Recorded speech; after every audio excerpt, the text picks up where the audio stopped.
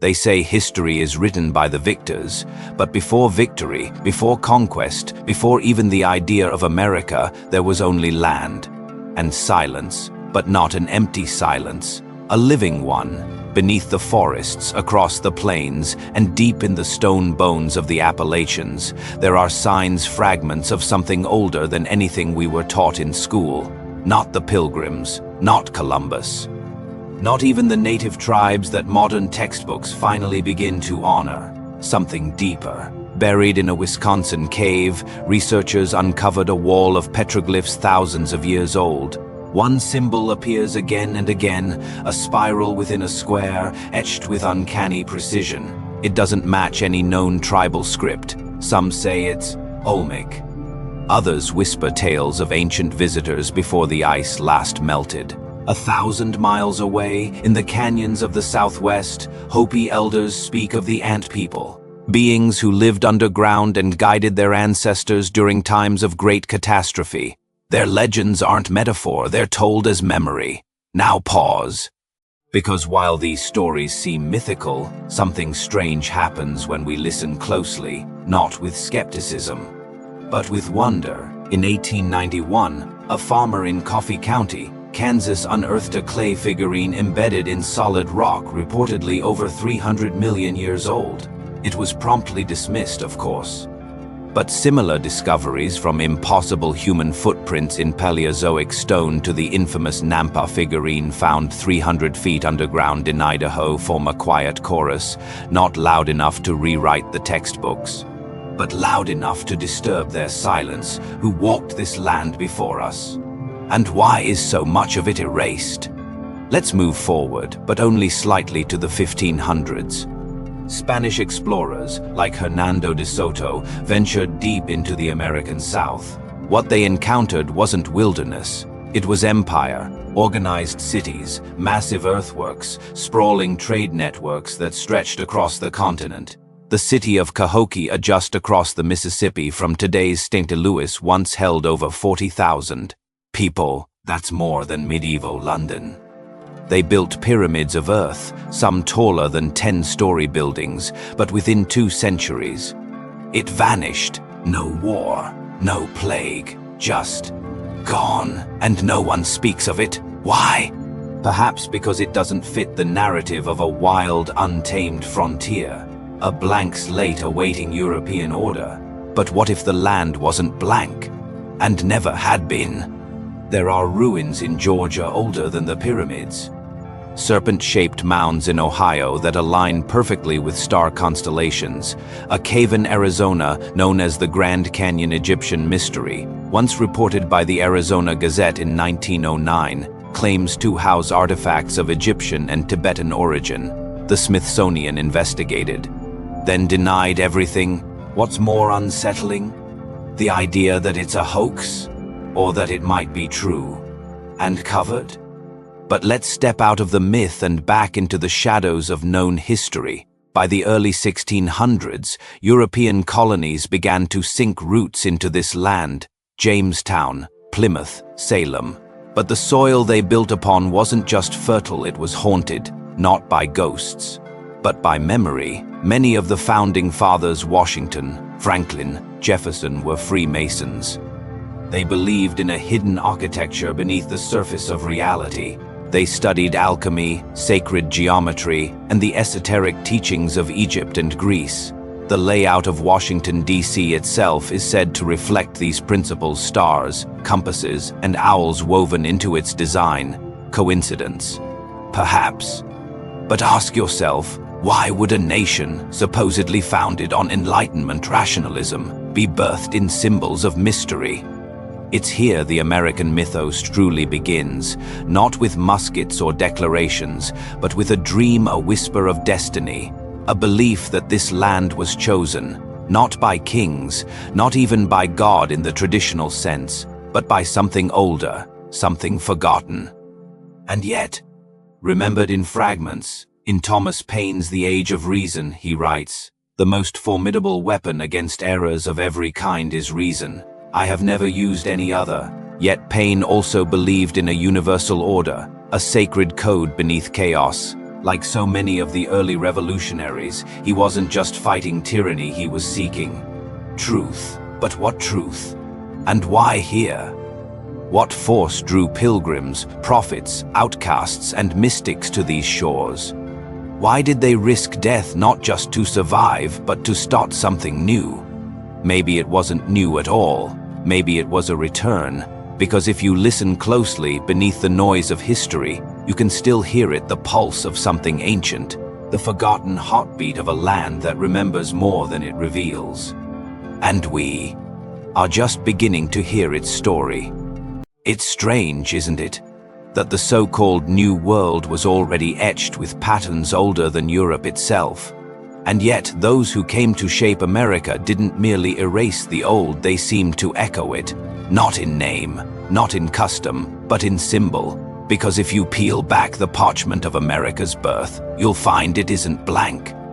It's a palimpsesteriused scroll where ancient knowledge has been overwritten, not destroyed. Take the Great Seal of the United States. Adopted in 1782, it features the Eye of Providence above an unfinished pyramid, 13 steps ascending toward illumination.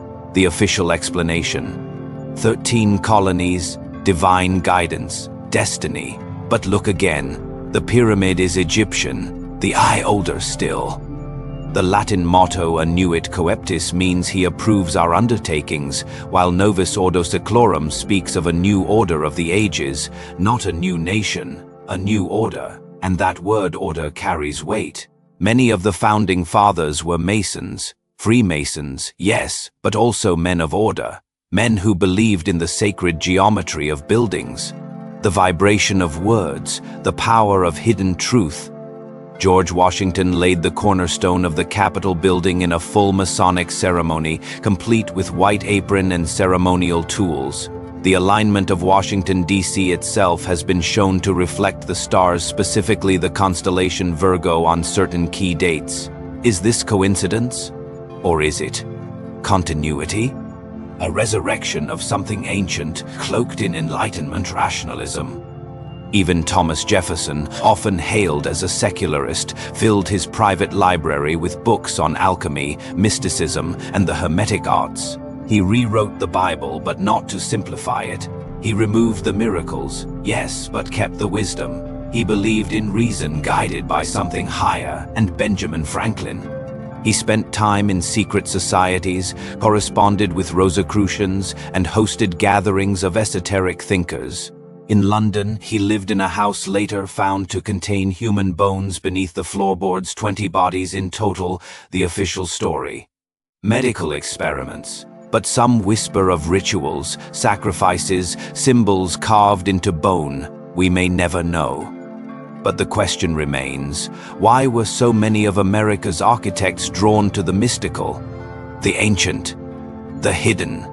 Perhaps because they understood something we've forgotten, that nations aren't just born from ideas. They are born from energy, ritual, myth, belief, and the land itself holds memory.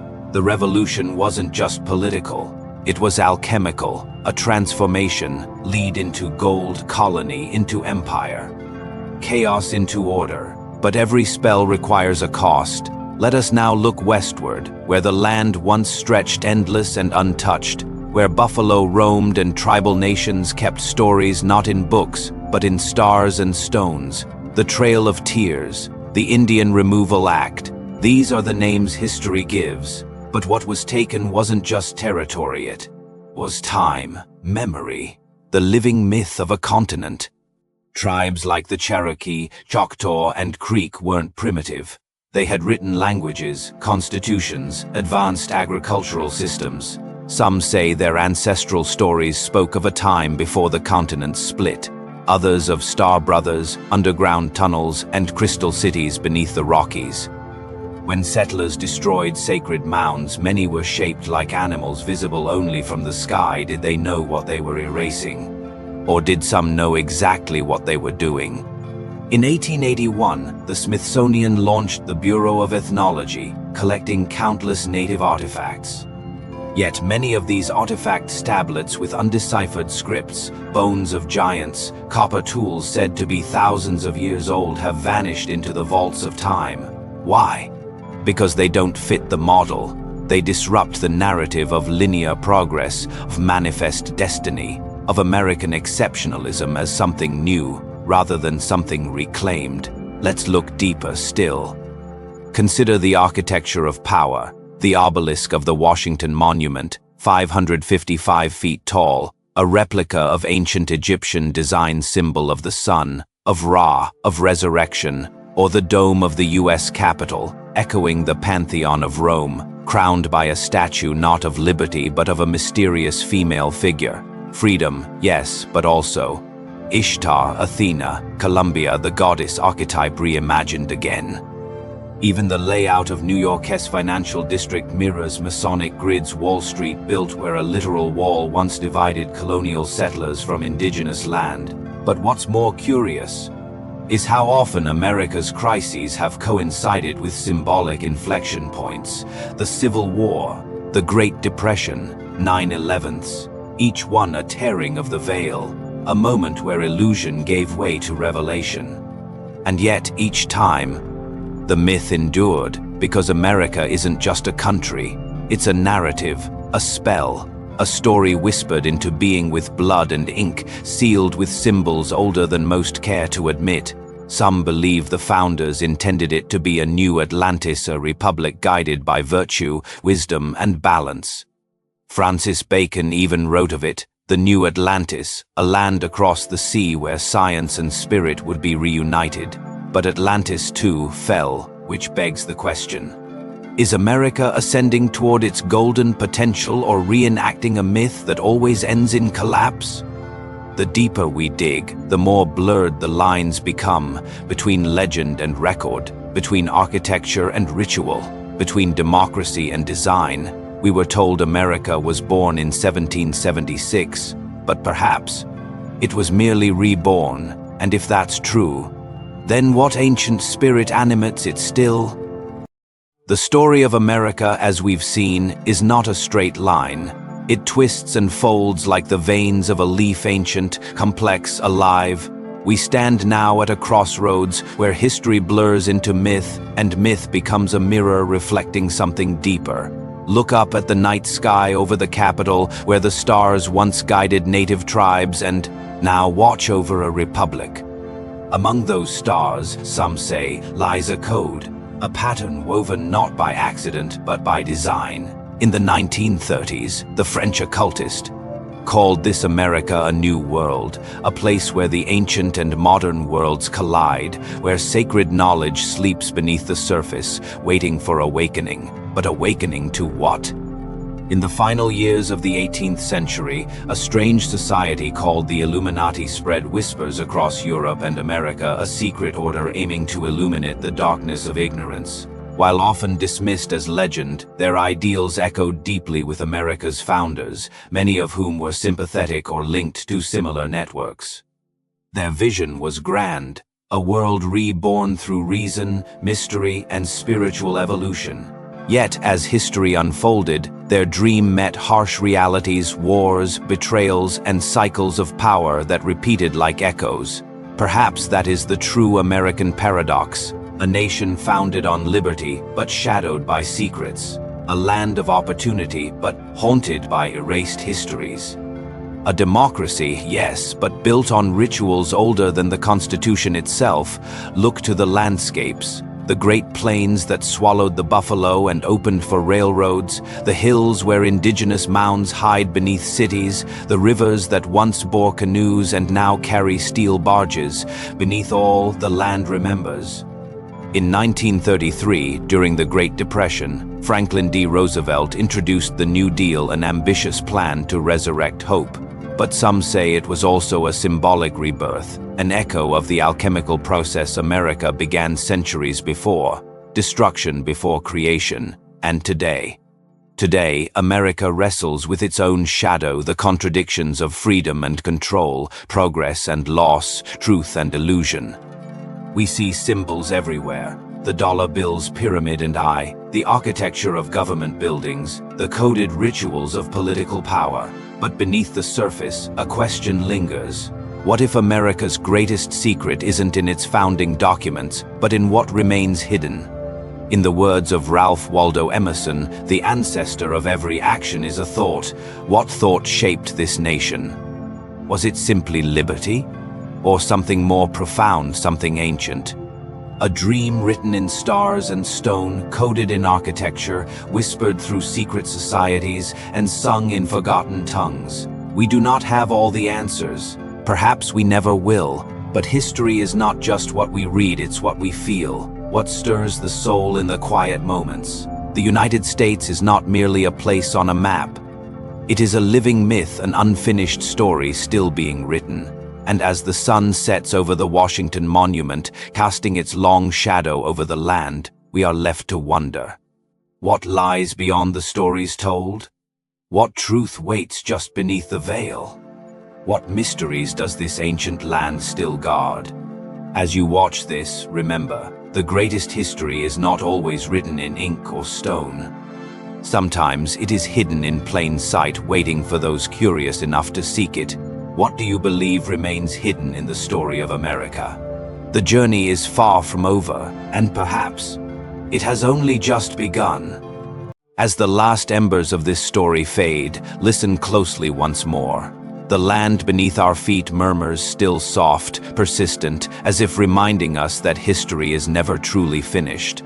Recall the spiral etched into that ancient Wisconsin cave, the one that started this journey. That symbol, simple yet profound, appears across continents, and ages on pottery, on tombs, in sacred dance. It is the emblem of cycles, of return, of eternal unfolding. The United States, too, is a spiral winding through time, ever returning to its origins even as it stretches toward an uncertain future. Look again at the mounds of Ohio. The serpent mound curves with celestial precision, a testament not only to ancient knowledge, but to a worldview where earth and sky, past and present, life and death are inseparable. And within Washington, D.C., the city's sacred geometry seems to echo these same patterns, a whispered continuity between native Earth mysteries and colonial ambition. The past and future entwined, we are travelers on a spiral path. Each revolution brings new revelations, yes, but also new shadows. The land remembers those who walked it, those erased by time and conquest, those who built in secret and sought to awaken. In the quiet places, the forests, the ruins, the forgotten crypts, the echoes of those stories wait for a willing ear. Perhaps that is the true legacy of America, not the monuments or the laws, but the hidden pulse. Beneath the surface, a living myth, incomplete, waiting. As the poet Robert Frost wrote, "The woods are lovely, dark and deep, but I have promises to keep and miles to go before I sleep." Our journey through America's history is much the same. We've only begun to scratch the surface. The questions remain open, inviting us all to look beyond the page, beyond the monument, beyond the known. What truths will you seek? What mysteries will you dare to follow? The spiral turns, the story continues, and the land waits.